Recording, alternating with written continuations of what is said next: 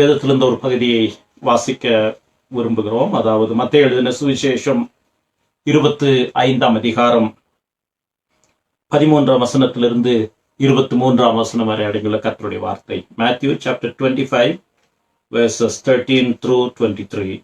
மத்தேயு 25ஆம் அதிகாரம் 13லிருந்து 23 வசனங்கள். புதிய ஏற்பாட்டிலே 39ஆம் பக்கத்தில் இருக்கிறது. மத்தேயு 25:13. மனுஷகுமாரன் வரும் நாளையாவது நாளிகையாவது நீங்கள் அறியாதிருக்கிறபடியால் விழித்திருங்கள். அன்றியும் பரலோக ராஜ்யம் புற தேசத்துக்கு பிரயாணமாய் போகிற ஒரு மனுஷன் தன் ஊழியக்காரரை அழைத்து தன் ஆஸ்திகளை அவர்கள் வசமாய் ஒப்பு கொடுத்தது போல் இருக்கிறது. அவனுடைய திறமைக்கு தக்கதாக ஒருவனிடத்தில் 5 தாலந்தும் ஒருவனிடத்தில் 2 தாலந்தும் ஒருவனிடத்தில் 1 தாலந்துமாக கொடுத்து உடனே பிரயாணப்பட்டு போனான். 5 தாலந்தை வாங்கினவன் போய் அவைகளை கொண்டு வியாபாரம் பண்ணி வேறு 5 தாலந்தை சம்பாதித்தான். அப்படியே 2 தாலந்தை வாங்கினவனும் வேறு 2 தாலந்தை சம்பாதித்தான். 1 தாலந்தை வாங்கினவனோ போய் நிலத்தை தோண்டி தன் எஜமானுடைய பணத்தை புதைத்து வைத்தான். வெகு காலமான பின்பு அந்த ஊழியக்காரருடைய எஜமான் திரும்பி வந்து அவர்களிடத்தில் கணக்கு கேட்டான்.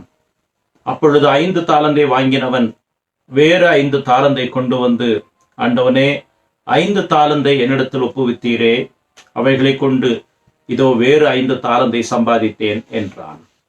அவனுடைய எஜமான் அவனை நோக்கி, நல்லது, உத்தமமும் உண்மையுமுள்ள ஊழியக்காரனே, கொஞ்சத்திலே உண்மையாயிருந்தாய், அநேகத்தின் மேல் உன்னை அதிகாரியாக வைப்பேன், உன் எஜமானுடைய சந்தோஷத்திற்குள் பிரவேசி என்றான்.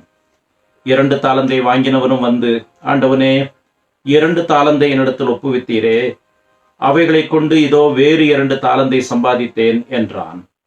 அவனுடைய எஜமான் அவனை நோக்கி, நல்லது, உத்தமமும் உண்மையும் உள்ள ஊழியக்காரனே, கொஞ்சத்திலே உண்மையாயிருந்தாய், அநேகத்தின் மேல் உன்னை அதிகாரியாக வைப்பேன், உன் எஜமானுடைய சந்தோஷத்திற்குள் பிரவேசி என்றான். இந்த பகுதியை வாசிக்கும் போது 1901 வருஷம் 1901 வருஷம் லக்னோவிலே ஒரு இந்த வாக்குத்தத்தம் நிறைவேறினது. அதாவது லக்னோவிலே வந்து மிஷனரி ஊழியம் செய்து ஏறத்தாழ 40 வருஷத்திற்கு மேலாக மிஷனரி ஊழியத்தை செய்து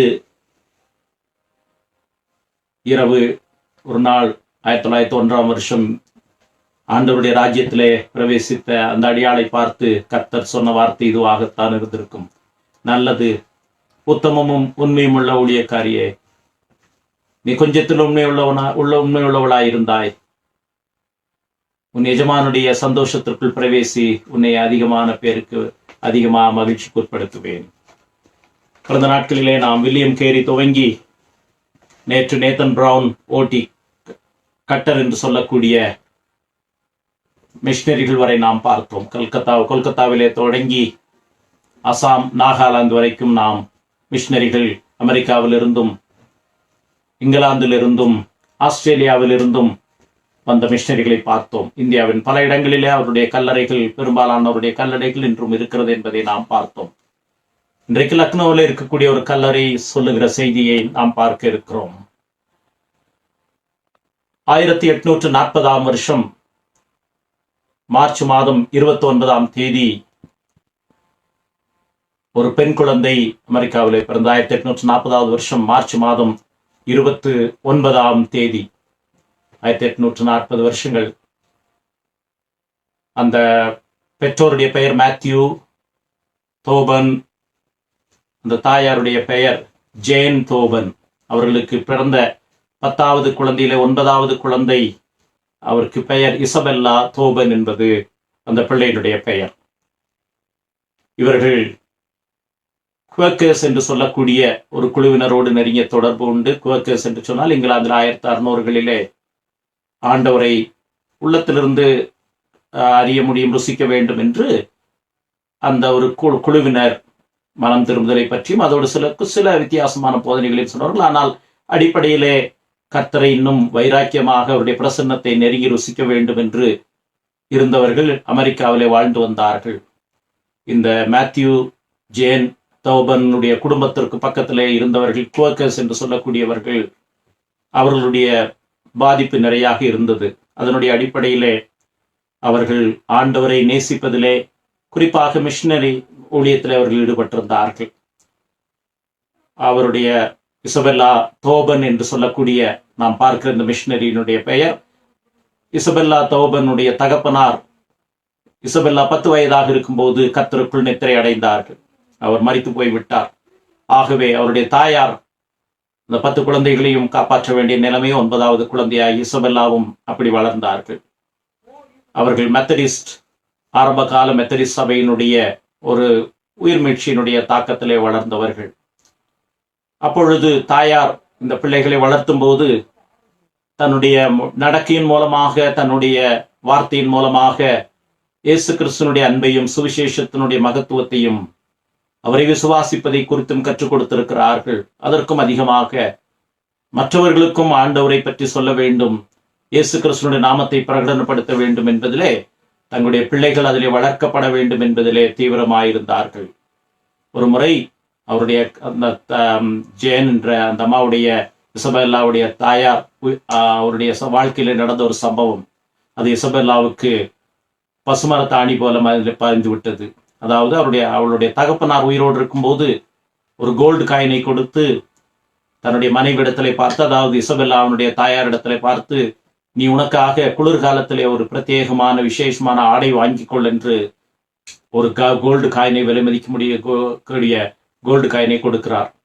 ஆனால் இசபெல்லாவுடைய தாயார் அதை வாங்கி கொண்டு தான் அணிந்திருந்த பழைய ஆடையை தைத்து சரி பண்ணி துவைத்து அதை அணிந்து கொண்டிருந்தார்கள். காரணம், இந்த கோல்டு காயினை நான் வெளிநாடுகளிலே, குறிப்பாக இந்தியா, சீனா போன்ற நாடுகளிலே, ஆப்பிரிக்கா தேசங்களில் நடைபெறுகிற ஊழியத்திற்காக கொடுப்பேன் என்று அவர்கள் அதை பத்திரப்படுத்தி வைத்திருந்தார்கள். அதை கொடுத்தார்கள். இப்படி இந்த பக்தி பின்னணியிலே, ஆண்டவரை நேசிப்பதிலே, மனம் திரும்ப வேண்டும் என்ற வைராக்கியத்திலே அந்த குடும்பம் வளர்க்கப்பட்டபடியினாலே ஏறத்தாழ சிறு பிராயத்திலே இசபெல்லாவும் ஆண்டவராகிய இயேசு கிறிஸ்துவை சொந்த ரட்சகராக ஏற்றுக்கொண்டது மாத்திரமல்ல, தானும் ஒரு காலத்திலே மிஷனரியாக போக வேண்டும் என்ற வாஞ்சியுடையவளாய் இசபெல்லா தோபன் வளர ஆரம்பித்தார். பள்ளிக்கூட படிப்பு முடித்தவுடனே ஒரு சிறிய பைபிள் கோர்ஸையும் முடித்து இப்படியாக தன்னுடைய ஒரு பள்ளியிலே ஆசிரியாக, ஒரு சிறு பள்ளியில ஆசிரியாக தன்னுடைய காலத்தை கழித்து கொண்டு வருகிறார். அந்த காலத்துல பெண்கள் மிஷனரிகளாக போவது ஒரு பெரிய பிரச்சனை இருந்தது. 2 பக்கத்திலும், அதாவது மேற்கத்திய நாடுகளிலும் தனிப்பட்ட ஒரு வாலிப பிள்ளை மிஷனரியாக போனால் எவ்வளவு பிரச்சனைகள் வரும், அது உசிதம் கிடையாது, சரியாக இருக்காது என்று அப்படிப்பட்ட மிஷன் போர்டுகள் குறைவாகத்தான் அவர்களை சப்போர்ட் பண்ணினார்கள். ஆண்கள் போகட்டும், குடும்பங்களாக போகட்டும், ஆனால் பெண்கள் போகக்கூடாது, அதிலும் வாலிப பிள்ளைகள், பெண் பிள்ளைகள் தன்னுடைய குடும்பங்களை விட்டு போக வேண்டியதில்லை என்று கட்டுப்பாடுகள் இருந்தது. மிஷன் போர்டுகள், அதாவது மிஷனரி சங்கங்கள் அதை ஊக்குவிக்கவில்லை. ஆனால் இங்கே சம்பவத்தை பார்க்கலாம். ஏன் இசபெல்லா இந்தியாவுக்கு வர வேண்டியதாயிற்று என்று சொன்னால், அவருடைய குடும்பம் மிஷனரி குடும்பத்தினுடைய வளர்ப்பிலே வளர்ந்தாலும் இசபெல்லா ஏன் இந்தியாவிற்கு, அதுவும் லக்னோவுக்கு வந்தார்கள் என்பதற்கு ஒரு முக்கியமான காரணம் இருக்கிறது.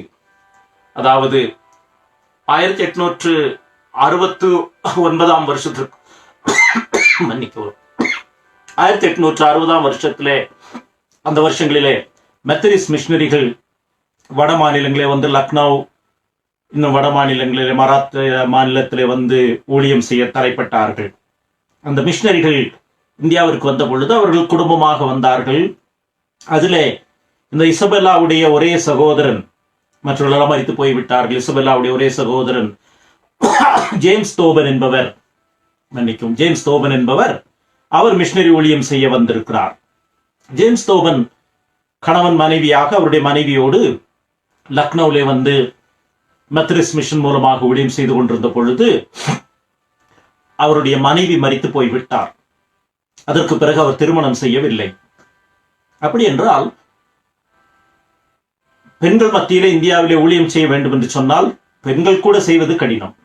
அதிலும் ஆண்கள் செய்ய முற்பட்டால் பிரச்சனை வரும். உங்களுக்கு தெரியும், ஐடாஸ்கருடைய வாழ்க்கை நாம் பார்த்த பொழுது ஒரே நாளிலே, ஒரே ராத்திரியிலே 3 ஆண்கள் வந்து தங்களுடைய மனைவிமார்களுக்கு பிரசவம் பார்க்க வேண்டும் என்று கோரிக்கை வைத்த பொழுது ஐடாஸ்கர் அந்த சமயத்துல வாலிப பிள்ளை மெடிக்கல் டிகிரி படித்தது கிடையாது, ஆகவே வேண்டாம் என்று முடியாது, நான் மெடிக்கல் டாக்டர் கிடையாது என்று மறுத்த பொழுது அன்று அவர்கள் சொன்ன 3 பேரும் சொன்ன காரணம், எங்களுடைய கலாச்சாரப்படி எங்களுடைய மத நம்பிக்கையின்படி இந்தியாவிலே பெண்களுக்கு ஆண்கள் வைத்தியம் பார்க்க கூடாது என்று மறுத்து போய்விட்டார்கள்.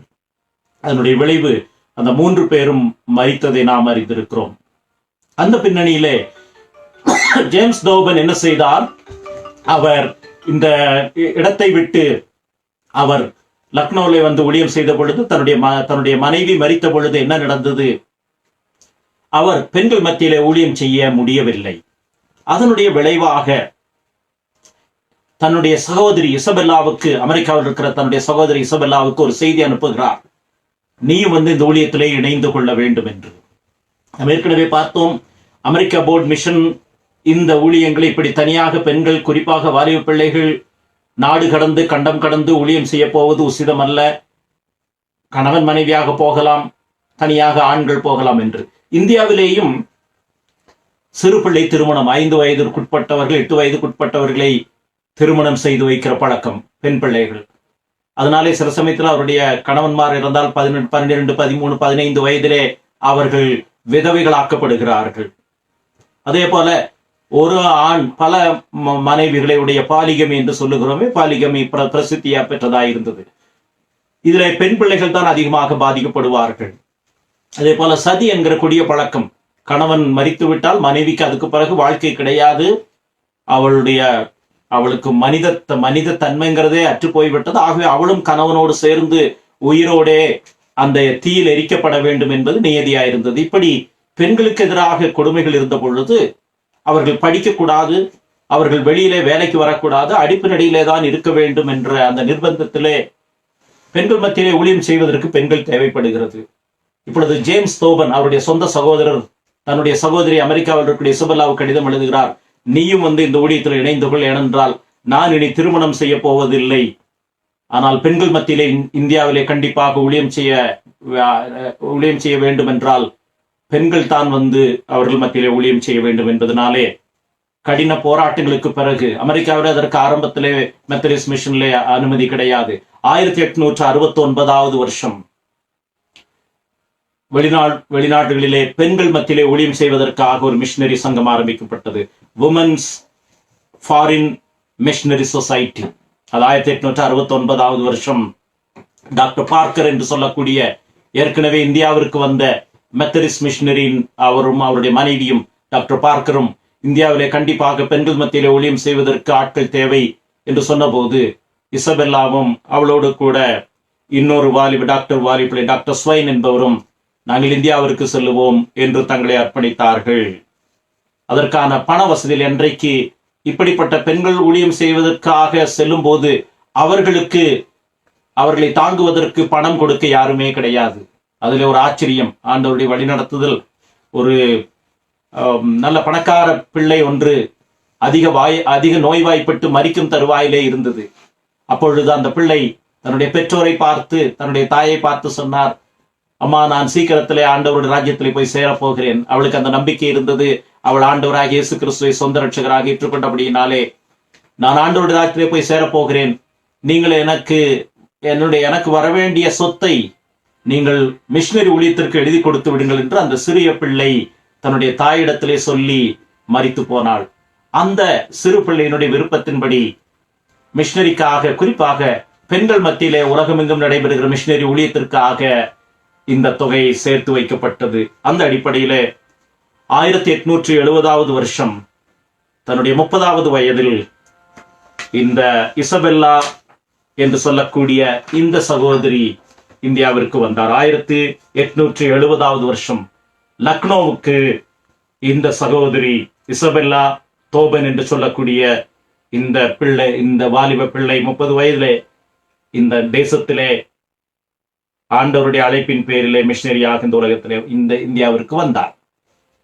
அவர் வந்த உடனேயே உருது மற்றும் இந்தி போன்ற மொழிகளை ஈஸியாக கற்றுவிட்டாள்.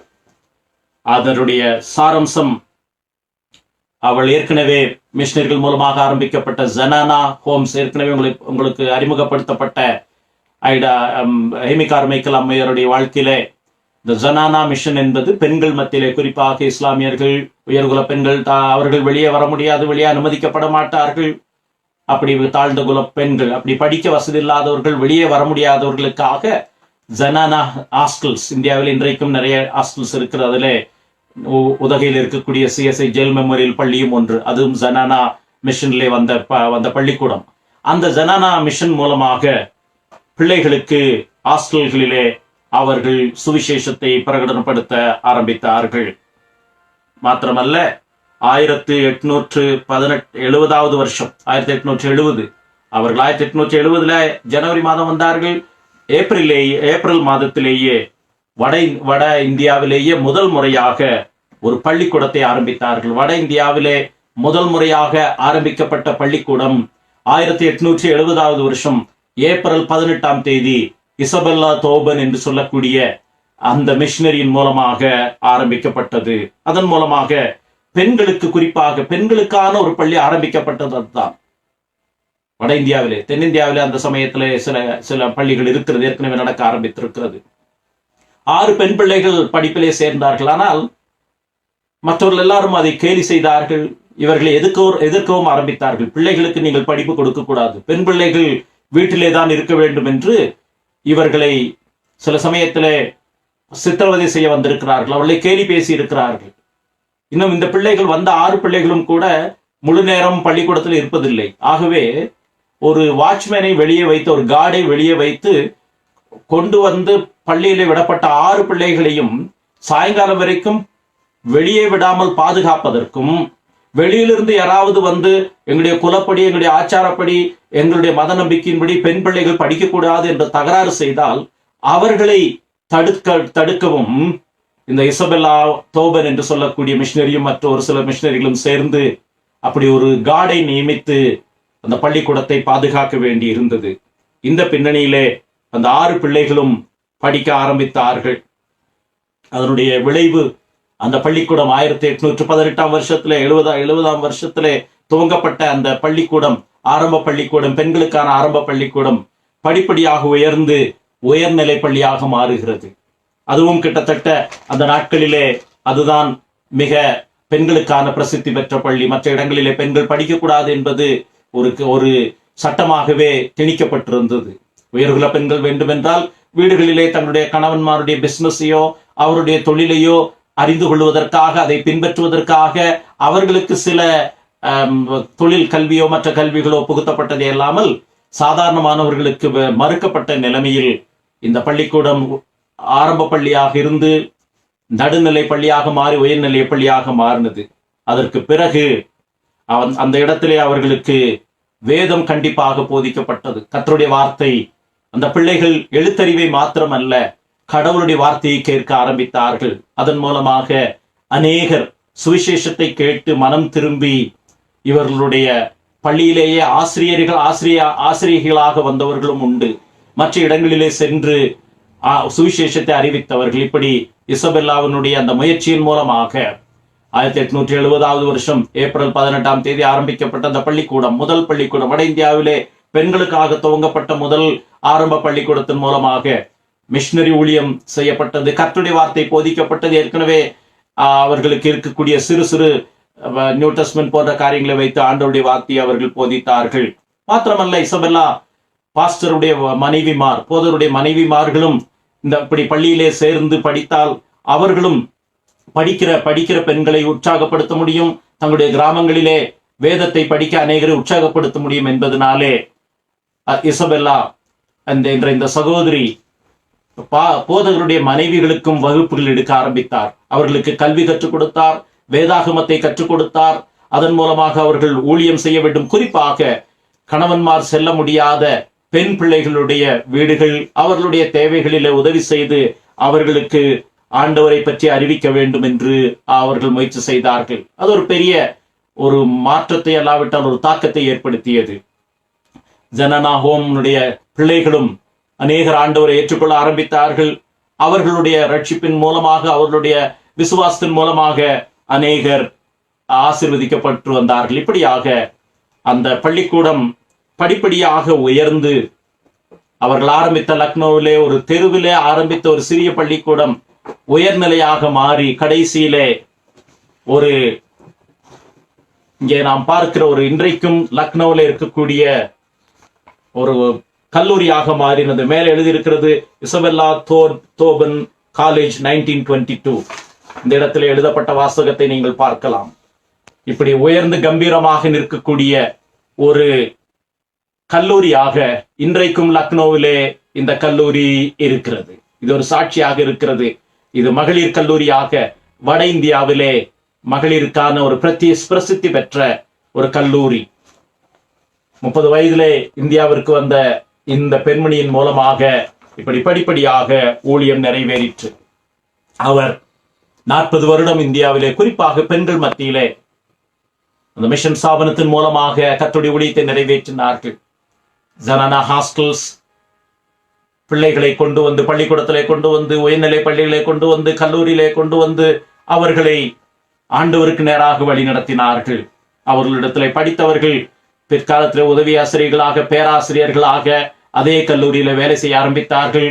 குடும்பங்கள் ஆண்டவருடைய ஆசீர்வாதத்தை, ரட்சிப்பின் வெளிச்சத்தை இயேசு கிறிஸ்துவின் மூலமாக மாத்திரமே வரக்கூடிய, அவருடைய சிலுவை மரணம் உயிர்த்தெழுதலின் மூலமாகவே வரக்கூடிய நித்தியமான ஆசீர்வாதத்தை அவர்கள் பெற ஆரம்பித்தார்கள். அவர்களுடைய சரீரம் பலவீனம் அடைய ஆரம்பித்தது. இதற்கிடையில் அவருடைய சகோதரனும் மரித்து போனார். அவர் இங்கே தனிமையாக விடப்பட்டார். அவருடைய சகோதரன் அந்த மிஷனரி பணியை முடித்த பொழுது அவரும் மரித்து போய்விட்ட பின்னணியிலே அவர்கள் கடினமான உழைப்பின் மூலமாக அவர்கள் பல இடங்களுக்கு ஆட்களை சந்திக்க போகும்போது என்ன நடந்ததோ, மலேரியா காய்ச்சலினாலே அதிகமாக பாதிக்கப்பட்டார்கள். மலேரியா காய்ச்சலிலிருந்து அதற்கு பிறகு இசபெல்லா தோபன் விடுதலை அடைய முடியவில்லை. நாளுக்கு நாள் அவருடைய சரீரம் பலவீனம் அடைய ஆரம்பித்தது. ஆனாலும் காலை அதிகாலை 4:30 மணிக்கு எழுந்து இரவு மற்ற அந்த ஜனானா ஹாஸ்டல் அவர்களோடு கூட தங்கியிருந்த மற்ற மிஷனரிகள், உதவிக்காரர்கள், இவர்களை விடவும் அவர்கள் எல்லாரும் படுக்கைக்கு சென்ற பிறகுதான் தன்னுடைய இல்லத்திற்கு செல்லுவார். அதிகாலையிலே முதலாவது எழுந்து விடுவார். எல்லாரும் படுக்கைக்கு சென்ற பிறகுதான் செல்லுவார். அவருடைய கான்செப்ட், அவர் விக்லிஃபுடைய லாலார்ட்ஸ் என்று சொல்லக்கூடிய அந்த உதவிக்காரர்களை வைத்து, அந்த கேட்டிகஸ் அல்லாவிட்டால் பிரீச்சர்ஸ், அவர்களை வைத்து சுவிசேஷத்தை கிராமத்தில் அறிவித்தது போல இவர்களும் ஜனானா மிஷன் மூலமாக அநேக உதவிக்காரிகளை ஏற்படுத்தி, அவர்கள் கேட்டிகஸ் என்று சொல்லலாம், பைபிள் உமன் என்று சொல்லலாம், இவர்களை பயிற்றுவித்து அவர்கள் மூலமாக சுவிசேஷத்தை பிரகடனப்படுத்துவதில் ஈடுபட்டு வந்தார்கள். இவை எல்லாவற்றிலும் கடினமான அந்த பலவீனத்திலும் கூட முறுமுறுப்பை அவர்கள் காட்டியது கிடையாது என்பது அவர்களோடு கூட இருந்தவர்கள். ஆண்டவர் எல்லாவற்றையும் நன்மைக்காக அனுமதிக்கிறார். ஆண்டவருடைய கரத்திலிருந்து நாம் நன்மையை பெறுகிறோம் என்று முறுமுறுப்பில்லாத ஆவியை உடையவராக இசபெல்லா தன்னுடைய வாழ்க்கையை கடத்தி வந்தார். அவர் 1040 வருஷத்திற்கு பிறகு 1901 வருஷம் அந்த வியாதியினுடைய உச்சகட்டத்தில் இருக்கும்போது கூட அன்றைக்கு வரைக்கும் ஊழியத்தை செய்துவிட்டு அந்த ஒரு நாள் தவிர்க்க முடியாத காரணத்தினாலே அவர்கள் ஒரு நாள் சரீர பலவீனத்திலே கஷ்டப்பட்டு அன்று ராத்திரி கர்த்தருடைய ராஜ்யத்திலே போய் சேர்ந்தார்கள். அவர்கள் கடைசியாக படுக்கையில் இருந்தபோது கூட இந்துஸ்தானியிலே தான் வேத வசனத்தை சொல்லிக்கொண்டு கூட இருந்தவர்களுக்கு ஆறுதல் சொல்லிக் கொண்டிருந்தார்கள். அவர் ஒரு அமெரிக்காவில் இருந்து வந்த பெண்மணி போல நடவாமல் தன்னுடைய சிந்தை முழுவதும் தான் இந்துஸ்தானி, இந்தியா மண்ணை சார்ந்தவர் என்பது போல தன்னுடைய வாழ்க்கையை அவர்கள் கடத்தி கொண்டிருந்தார்கள். ஏறத்தாழ அவருடைய 60 முதிர் வயதிலே அவருடைய படத்தை தான் பார்க்கிறோம். கூட இருப்பது அவரோடு கூட அதிகமாக ஒத்துழைத்த லீலாவதி சிங் என்று சொல்லக்கூடிய பெண்மணி. பின்னாளிலே அந்த கல்லூரியிலே அவர்களுடைய பங்களிப்பு மிகுதியாக இருந்தது. இப்படி இசபெல்லா தோபன் முதுமையிலும் கர்த்தருடைய அன்பினாலே நிறையப்பட்டவளாக இந்திய தேசத்திலே குறிப்பாக பெண்களுடைய விடுதலை, ஆத்தும ரட்சிப்பு, அவருடைய சரீர தேவைகள், குறிப்பாக அவருடைய படிப்பின் நன்மைகளிலே ஈடுபட்டார்கள். அவர்கள் காலையில் எழுந்து இரவு வரைக்கும் வேலை செய்வார்கள். அவருடைய சரீரம்